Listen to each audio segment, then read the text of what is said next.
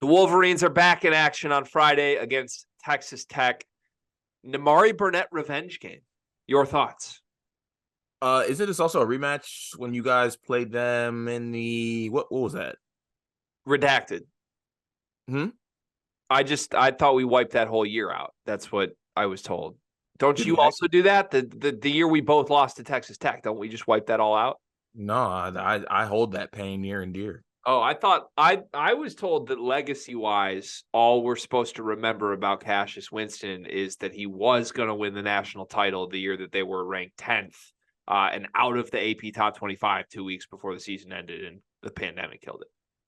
Okay, so once again, this is Michigan and Texas Tech, correct? I redacted is what I'm saying. Nimari Burnett revenge game. New Texas Tech program. Look, man, it's after midnight on Thanksgiving. Am I allowed to be R-rated right now, or do I need to be PG? You can be R-rated. Like, am I allowed to say that? Like, I can't say it. I'm gonna text you what I want to say. The old coach is gone. the new coach is in. Grant McCasland is a coach that I actually really like. And on paper, I think this Texas Tech team still has the feel of the program that the bad man built. So maybe a little lesser on star power, Cart. Like, I don't think this Texas Tech team has a bunch of guys that on a scouting report I'm worried about preventing other than Pop Isaacs. Yeah, I think this is a one-person team. I like McCaslin as a coach. I like Pop Isaacs a lot as a player. Outside of that, I think this team kind of stinks. Like, I think any team that plays Joe Toussaint over 30 minutes is not a winning basketball team. I'm sorry. Like, I had to watch him at Iowa. That's how I feel. Isn't Joe Toussaint just Mr. Pibb Tony Perkins? Hey, Joe Toussaint is just what is he? He's Mr. Pibb Tony Perkins. No, Come on. he's Trey Holloman with a New York accent. Okay. I like that too, for the record. We're really good at this. Yeah, I like Pop. Here's my biggest fear. Pop pops Doug. That's what I'm afraid of. If I get Pop and Doug and Pop goes the Pop on Doug, I can't handle that. You're not worried about this game, are you? You don't think I should be? No, because I think Pop could pop Doug. I think you win this game by double digits. Do we think Doug could pop? If Northern Iowa could find their way into the top 200s of KenPom, they beat that Texas Tech team. They had them down like 10 or 15 with 4 minutes left. Yeah. And then they realized they're Northern Iowa. Yeah. So, yes, if you look through Texas Tech's results, very unimpressive. They had basically 2 cupcake wins early, a very ugly 56-42 win over a decent San Jose State team. Then they got wrecked by Villanova. Then 2-point win over Northern Iowa, which was a huge comeback. They trailed most of the game. I agree with you. Based on results, this Texas Tech team looks like it's not meshing very well. Looks like it has really no offensive answers. It's a good connected defense, and that's about it. They don't make threes. Here's why I like this matchup for Michigan, and then one reason I'm skeptical. The reason I like it is that I think if you are a team that misses open shots, you're going to get ran out of the gym against Michigan. I think we saw that tonight in their win. Like the whole run that Michigan had tonight against Stanford was because Stanford, well, they had the 3 steals, but then Stanford missed like 4 open shots in a row. And then all of a sudden, Michigan went from tie game to, oh, we're up 15. Like you can't miss open shots against Michigan. They're going to keep scoring. Mm-hmm. So now I think Texas Tech is the first team that Michigan has played since Youngstown State that will just miss open shots. I don't think this team can shoot. I think Pop Isaacs is the only threat they have. And if Michigan has the defensive lapses they have on the perimeter from time to time, I think they're probably fine in this game. Texas Tech is 298th in the country in three-point shooting. They're making 28% of their shots. Now, they're going to have easier shots against Michigan than they've had against anybody else, but even if they make a higher percent than normal, it's still what, like in the 30s? That's probably not good enough to beat Michigan. What scares me is I think Texas Tech's defense might be good enough to actually wear down Michigan's offense a little bit. And I don't think Michigan has played a game against a great defense yet. I would consider Texas Tech's defense great. Okay, I understand that, and I agree with that point. My counterpoint to this, my point to why I'm scared the most if I'm a Michigan person. I think that Texas Tech might want this game more than Michigan. What does that mean? I just think that Texas Tech players might have a more like, I want this, I'll die for this, than Michigan will. They had that against Northern Iowa. That's what happened. That's why they were down 15 in the first half to Northern Iowa. I'm just saying, like, we just got off talking about our Michigan recap, and it was part of it was like somehow Michigan's just like a little bit like hands down, not closing out hard, a little bit lazy, not wanting it at times, not trying at times. I wouldn't say that's not wanting it. I think that's just bad habits. Well, bad habits kind of are formed from not wanting it. I disagree with that.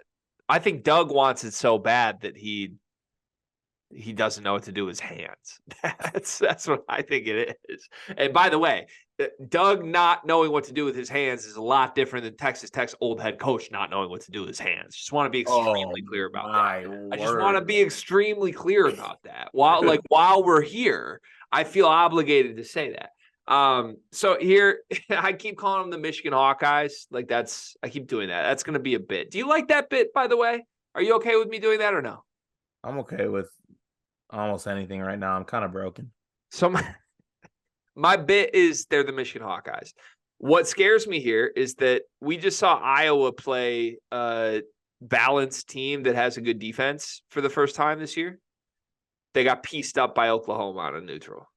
I think on paper, Iowa should beat Oklahoma, but they didn't because they just played a team with a pulse defensively, and Iowa didn't guard them.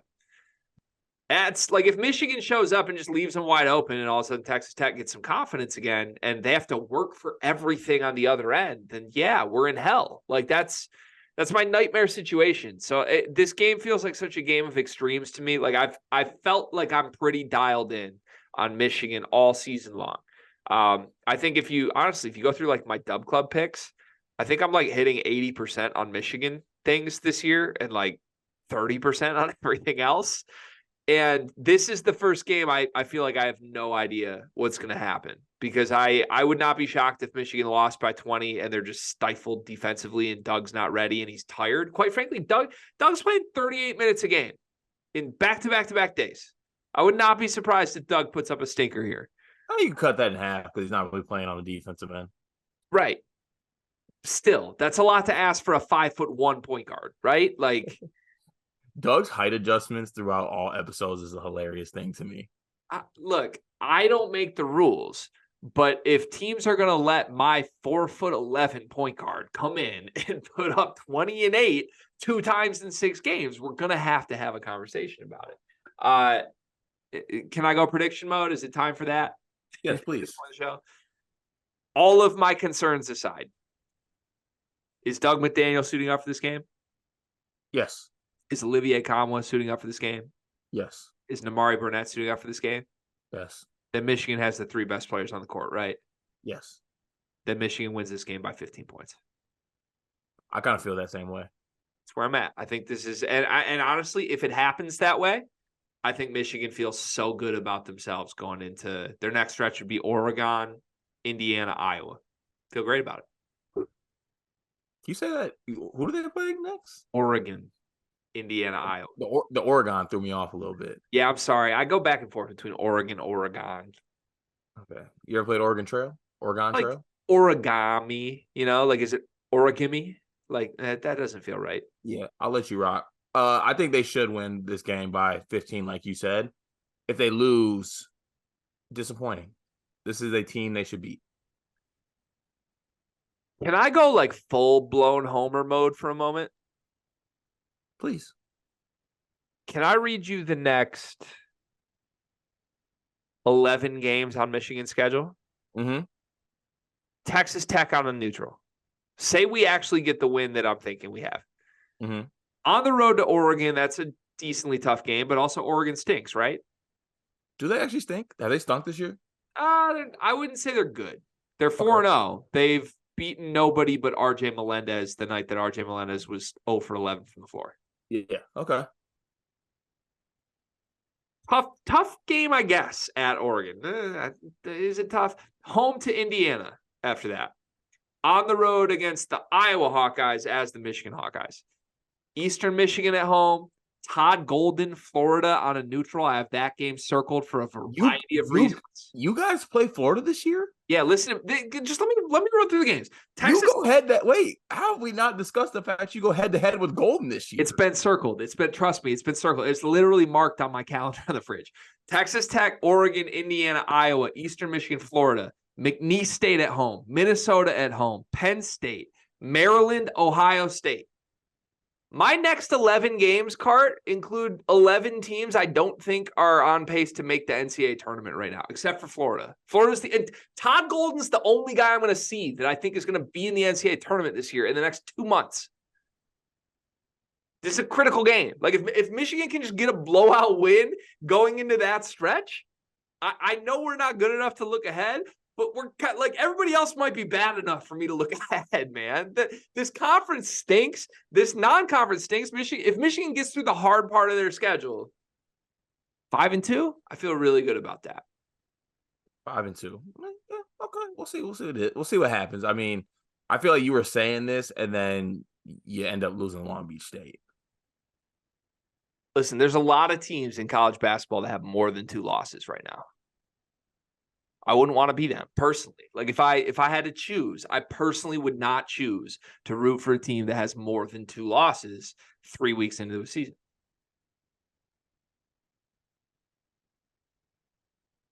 We'll see what happens. Michigan, Texas Tech. Good luck. Go Blue.